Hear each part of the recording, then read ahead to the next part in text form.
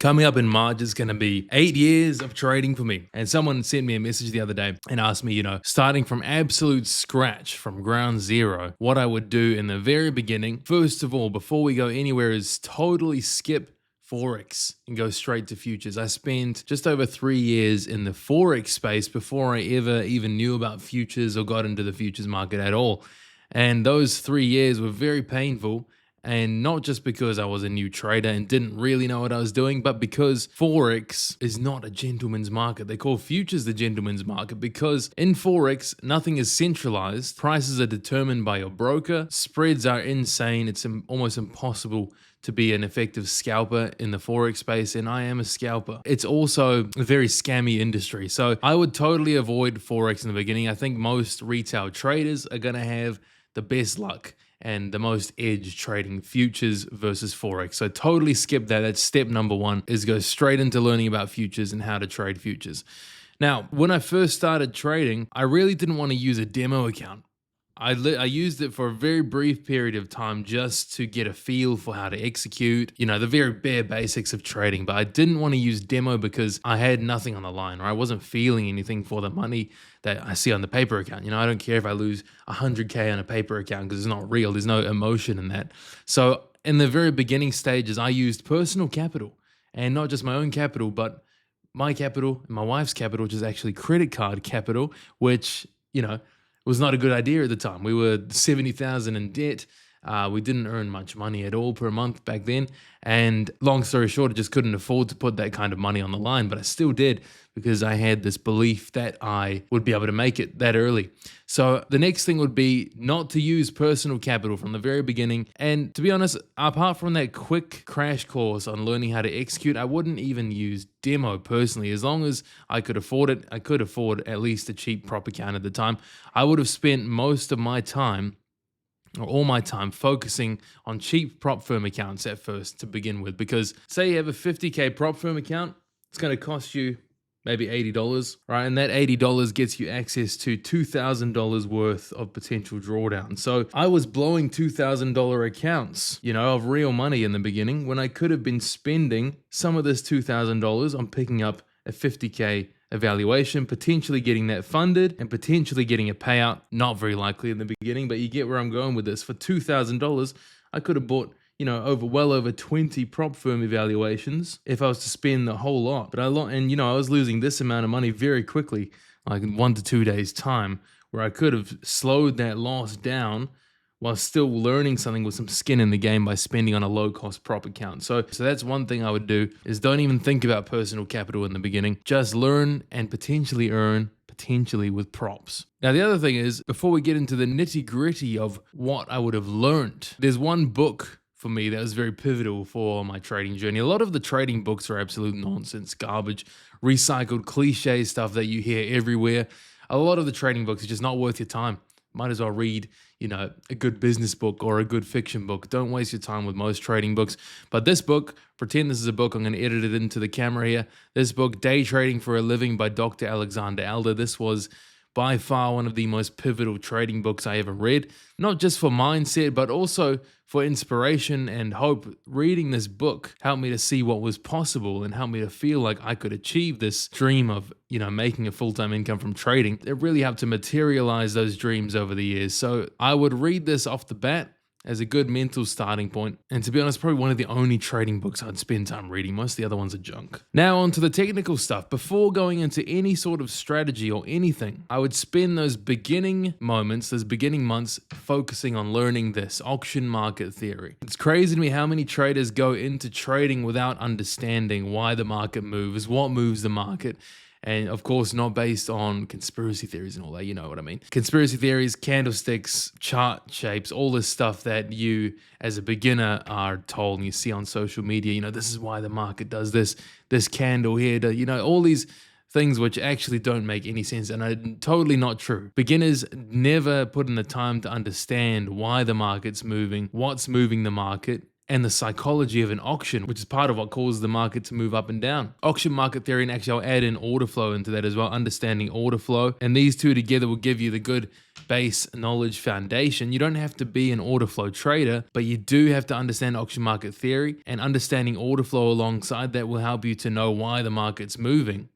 As it blows my mind how many traders want to be full-time traders and make this dream a reality, but don't want to put in any time to learn what's actually happening behind the candlesticks and why the market moves. So that's hugely important. Wish I would have understood this sooner. Incorporating this into my trading gives you a lot of edge alone. Just understanding this is a huge edge. So spend time on that if you haven't already. Now, if we're talking trading strategy, you guys know me. I am the volume profile guy, right? But I wish I had learned that a lot sooner. I had some success with ICT in the past. I had some success even before that, just trading RSI and Bollinger Bands. A lot of things can work, but it works a lot better when what you're trading is based on facts, based on real transactions, based on real data, and is something that real professionals around the world use to help make trading decisions. You know, your professionals are not looking at candlestick gaps, and they're not looking at RSIs and whatnot. These things are amateur. One of the key professional tools used by both professional traders and successful retail traders is the volume profile. So I would spend so much more time in the beginning only focusing on this. I would put everything else aside. Of course I'm biased, but I'm biased for a reason, because this truly is the thing that made the biggest difference in my trading, was learning and understanding volume profile and using that in my trading.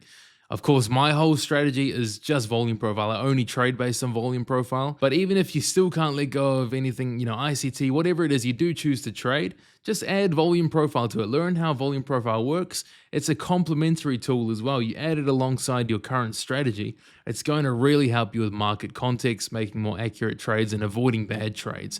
So I would be spending so much more time on this than anything else, and build my foundation using only volume profile. So that's your strategy, right? That's strategy, market understanding, and a good starting point. From this point, once I've got all that down, if I'm starting from absolute zero and I've got, you know, not much capital, still working 9 to 5, whatever it is, I would then put all my time and all my effort and all my capital, not all my capital, but what I can afford to put into 50K prop firm accounts, 50K prop firm accounts only.